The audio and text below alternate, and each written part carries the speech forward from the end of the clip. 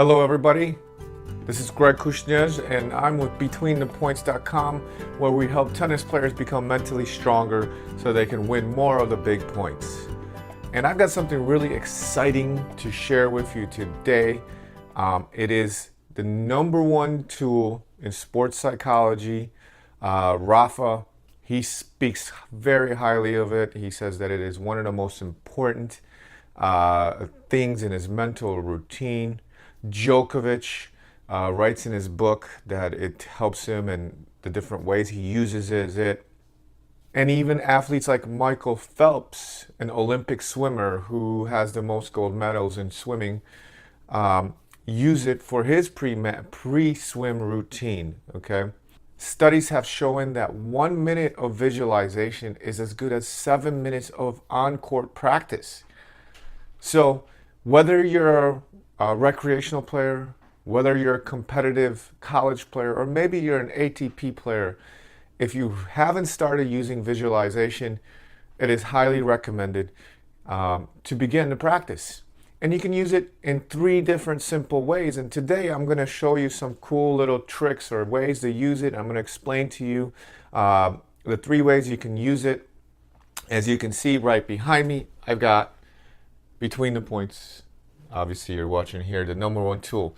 There's the pre-match routine, which you can use before your match to get yourself ready. There's several different ways, several different tools and strategies to use it. During match to help you hit the spot, and even during practice when you want to do stroke correction, okay, you guys? So it's very exciting stuff. I highly recommend you try it. If you're a recreational player, you'll see that it will help you learn that new stroke. If you're in the middle of learning a new stroke, this is a great technique. So the first strategy and technique I want to talk to you about is the pre-match routine. And that is, you can use it several different ways. Some players will say that they like to visualize everything like a game or something like that before they get out there, returning serve, hitting serve, and things like that. Now, the key of visualization, this is really important, is to make it as realistic as possible. Whenever you're visualizing, you should try to see all the little details, right?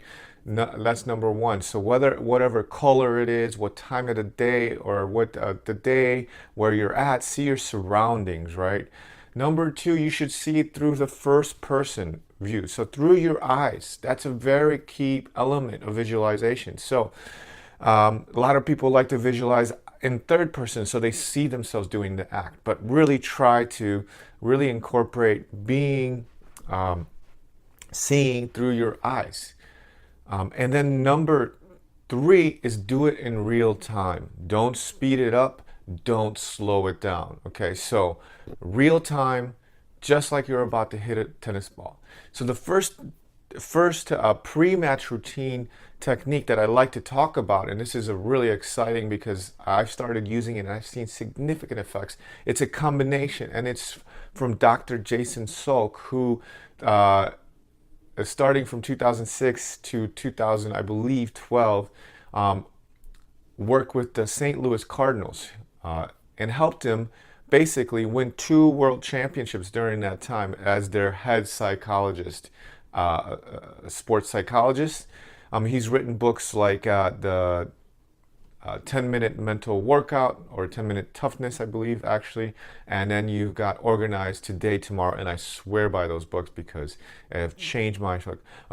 Dr. Jason Salk's method is called the mental workout, and it's a 5-step process. Step 1 is a centering breath, and you breathe in for 6 seconds, hold for 2, breathe out for 7. Then you have a performance statement, like, for instance, my performance statement is see the spot, seams of the ball for my return, and then for my serve, it's see the spot, up and in, right?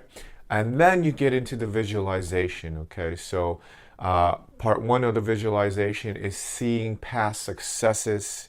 Part 2 is imagining success in the next competition.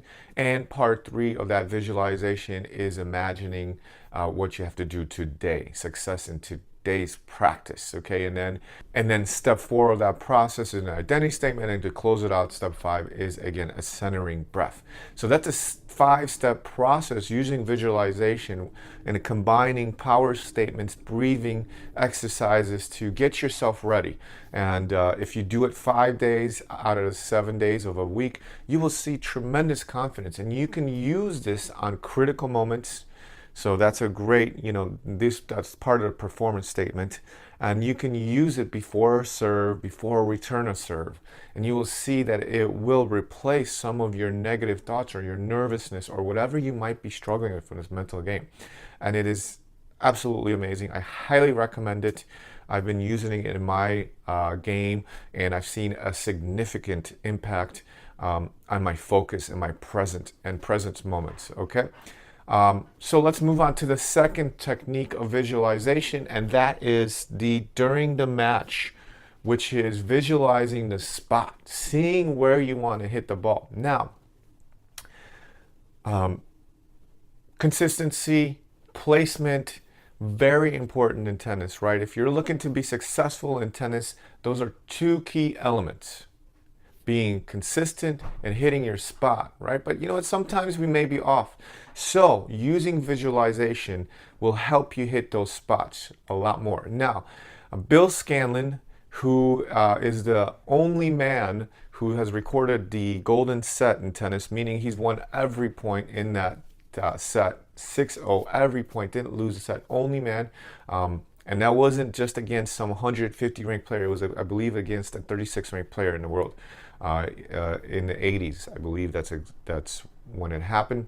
He uses visualization, and he talks about it in the book Zen Tennis, which he co-wrote. And he talks about how he would have little mental images to places he wanted to hit the ball to, right? So when we start thinking, verbally, and we say, I want to hit it to that corner, it can have a blockage with our mental subconscious, right? We want to give our subconscious a visual image because we are visual beings and we see through images. So what I would suggest, a great technique, is when you're in practice and you're hitting cross courts, visualize hitting that spot, whether it's 2 feet inside the baseline, and just right as your opponent hits the ball, boom, see that spot and then focus in on the ball, right? And the better you get at it, you'll have these quick flashes of spots, like boom, spot, boom, spot, boom, right? Cross court, boom, right there.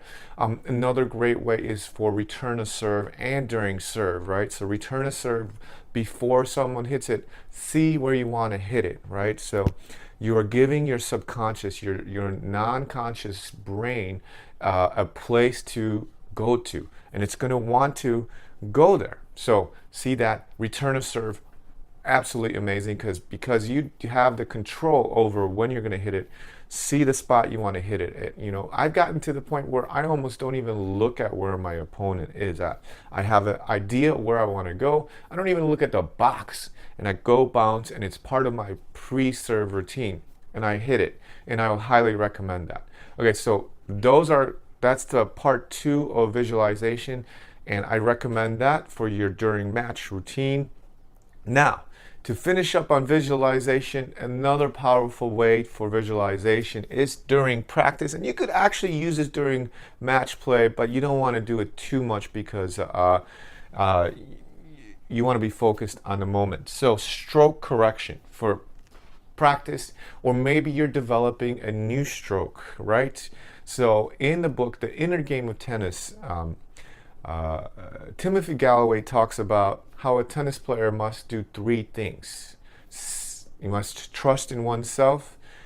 He has to, or she has to, see what they want to accomplish, meaning the stroke, right? Again, Timothy Galloway talks about how we are visual beings and we learn through visualization.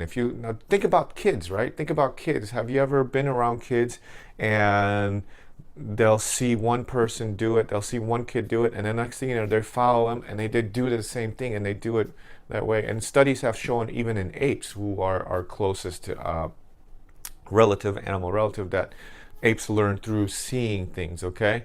So What you want to do there is, let's say you're developing a stroke, have a mental picture of yourself hitting the shot that you're looking to hit.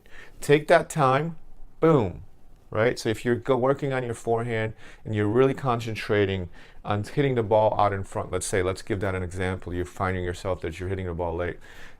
Take the time to really see the ball coming, see that contact point right there, right out in front, bam. Follow through, absolutely through the whole stroke, right? Boom, right? So you're seeing it. Do a couple of those strokes. In fact, you can even do it in the mirror in the beginning and then have that mental picture in your head and then have someone feed you the balls. And when you do, and when the person feeds the ball, trust in your ability to do it, let it go, and just do it, boom. And then when you feel like it's going off and you're hitting late again, what I would recommend then is, again, take pause from the feeding, take a couple shadow strokes. One, see the contact point nice and early. See it, finish it, see it, finish it, boom. Try it again. Feed a couple balls. Pow, pow, pow. Do it again. All right, so you went off, you're late again. All right, take a moment for yourself. See that early contact point. And so you get my point. Use that visualization. And you can see this in action in pretty much any pro match, because anytime they're off a couple times, they'll stop themselves and they'll do shadow strokes. So shadow strokes are critical in your development. To conclude, those are the 3 ways of using visualization. I highly recommend it. Try it in your game, whether you're a recreational player, you're a beginner, or you're a competitive tennis player. These techniques won't take you more than a couple minutes, right? Use your brain. This is probably our most powerful tool, our most powerful muscle is what's between the ears. So I highly recommend it. My name is Kusnierz. I'm with Between the Points, and thank you for watching this. If you haven't subscribed to our video, please do. If you really like this stuff, please subscribe to our video. Have a wonderful day, have a wonderful tennis day, and I'll see you next time on the tennis court. Hey everybody, hope you enjoyed that, and I've got something really special to offer for you. If you're into the mental side of things in tennis, the mental strength, which I believe is a very important part of the game, then we've got a free PDF that we want to give to you just because you're pretty awesome and you must love tennis and want to get better. It's the 3 easy strategies for Federer-like focus. That's right, we all know Federer is top-notch when it comes to focus and staying even keel, and we could all, us mere mortals, maybe we can't be quite like Federer, but we can start using some of his strategies and tools that will help us have better focus on it, maintain a better mental strength and ability. So if you're interested in that, we've got it. All you need to do is just type in your name and your email, click the link below, press the submit button, and you're all good to go. And we'll see you on the court when you've got Federer-like focus. Have a great tennis day and talk to you soon.